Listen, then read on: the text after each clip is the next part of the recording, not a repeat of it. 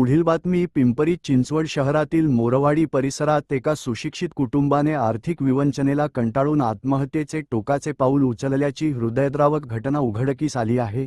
या घटनेत पती, पत्नी आणि त्यांच्या 19 वर्षीय मुलीचा मृत्यू झाला असून या घटनेमुळे संपूर्ण परिसरात हळहळ व्यक्त होत आहे।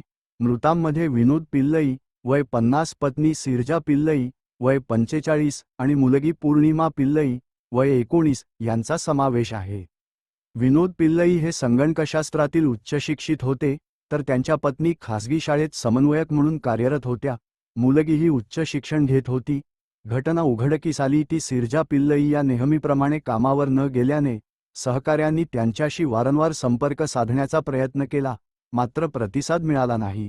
त्यानंतर नातेवाईकांना याची माहिती देण्यात आली। नातेवाईक घरी पोहोचले असता तिघेही घरात बेशुद्ध अवस्थेत आढळून आले।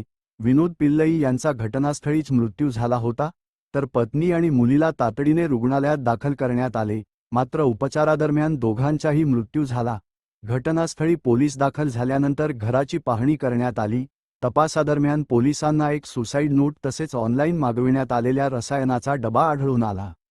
प्राथमिक तपासानुसार या रसायनाच्या वापरातून निर्माण झालेल्या विषारी धुरामुळे तिघांचा मृत्यू झाल्याचा संशय व्यक्त करण्यात आला आहे।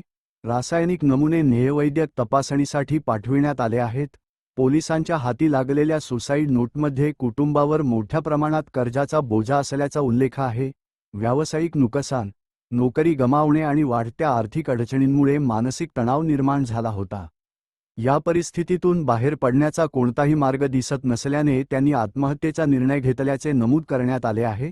तसेच या निर्णयासाठी कोणालाही जबाबदार धरू नये असेही पत्रात लिहिले असल्याची माहिती तपासातून समोर आली आहे।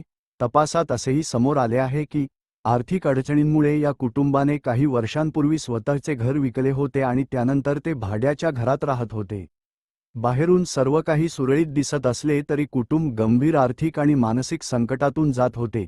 या प्रकरणी संत तुकारामनगर पोलीस ठाण्यात अकस्मात मृत्यूची नोंद करण्यात आली असून पोलिसांकडून सुसाईड नोट, आर्थिक व्यवहार आणि इतर सर्व बाबींचा सखोल तपास सुरू आहे। रिपोर्टर प्रवीण कदम।